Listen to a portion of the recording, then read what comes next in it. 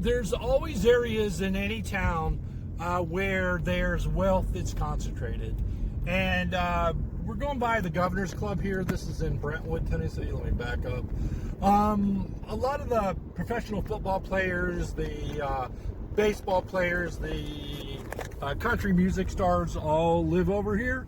And it's a gated community, go figure, right? And I think houses start around 3 or 4 million, which isn't that much these days.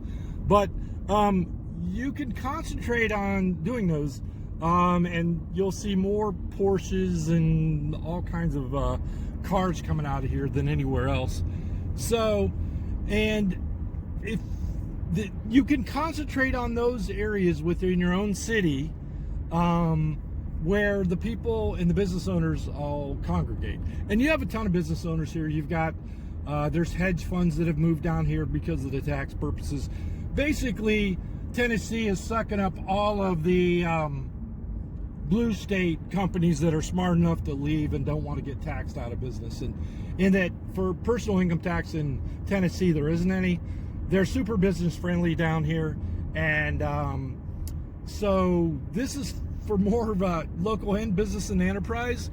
So why would you stay in a state, let's say like Illinois, New York, California, where the cost of living is so high it's not even funny? You really can't attract people that want a quality of life anymore.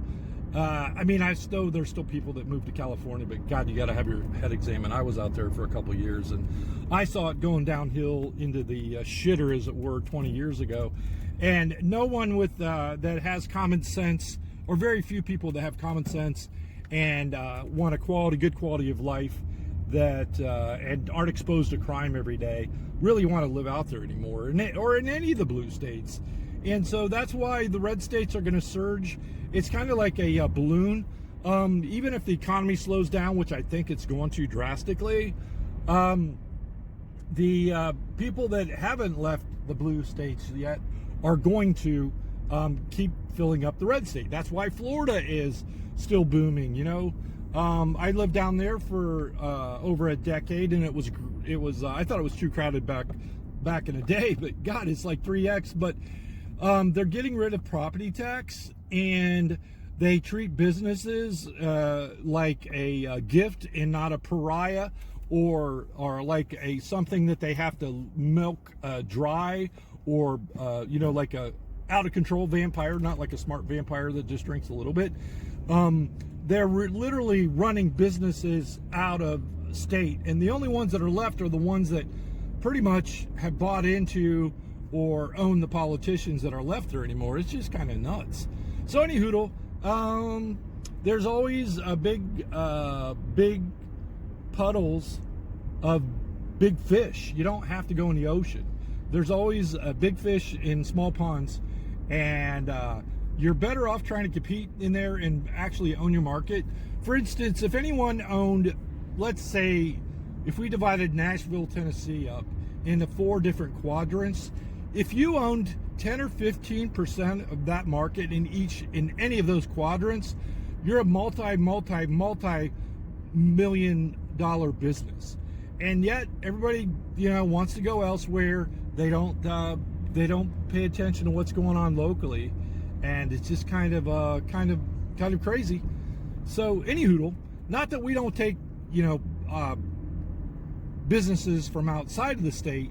In fact, most of them are, just because of the power. Because we when we were originally doing this, it was all word of mouth, which I don't suggest you do. It's a horrible way to run your show, but it's also, if you aren't taking advantage of that and you don't push it, it's probably the easiest sale you're ever going to make, because you borrowed the other person's authority when that happens.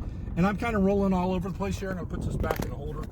And so anyway, that's my rambling little bit on general marketing. And I'm actually on my way to meet a local client right now, which is kind of cool. And they are rocking it. They've had the busiest season ever for this time of year, which is kind of nuts. And no, I'm not going to tell you what they're into. So, anywho, have a great one. Talk to you later.